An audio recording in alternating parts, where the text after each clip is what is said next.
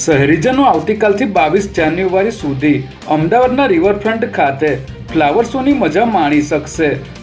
Ahmedabad municipal corporation દ્વારા 1 જાન્યુઆરીથી flower શોનું આયોજન કરવામાં આવ્યું હતું, પરંતુ 7 દિવસના રાષ્ટ્રીય શોકને પગલે મુખ્યમંત્રી ભૂપેન્દ્ર પટેલના હસ્તે આવતીકાલે સવારે 9 કલાકે ફ્લાવર શોને ખુલ્લો મૂકવામાં આવશે। ફ્લાવર શોની મુલાકાતે આવનાર મુલાકાતીઓ તેમનો અભિપ્રાય ડિજિટલ સ્વરૂપમાં આપી શકે તે માટે QR કોડ સિસ્ટમ પણ રાખવામાં આવશે।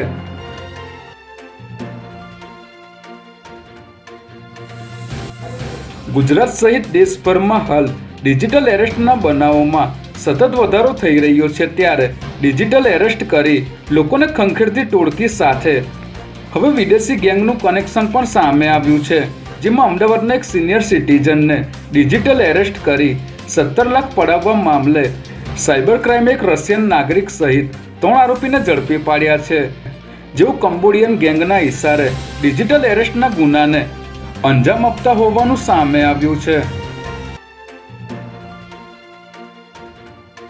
રાજ્યમાં દારૂબંધીની વાતો વચ્ચે સ્ટેટ મોનિટરિંગ સેલ દ્વારા રાજ્યમાંથી વર્ષ 2024 દરમિયાન ₹2252 કરોડનો દારૂનો જથ્થો કબજે કરવામાં આવ્યો છે, જેમાં વડોદરા શહેરમાં 1.47 કરોડનો રાજ્યનો સૌથી વધુ દારૂ જપ્ત કરાયો હતો, જ્યારે અમદાવાદ શહેરમાં 61 લાખ અને અમદાવાદ ગ્રામ્યમાં 90 લાખનો વિદેશી દારૂ કબજે કરાયો હતો। આ ઉપરાંત વર્ષ 2024 દરમિયાન પ્રોહિબિશન તેમજ સટ્ટા બેટિંગ સહિતના વિવિધ ગુનાઓમાં સંડોવાયેલા 92 જેટલા વોન્ટેડ આરોપીઓને ઝડપી લેવામાં આવ્યા હતા, જેને કારણે અનેક પોલીસ અધિકારીઓને સસ્પેન્ડ થવાથી માંડીને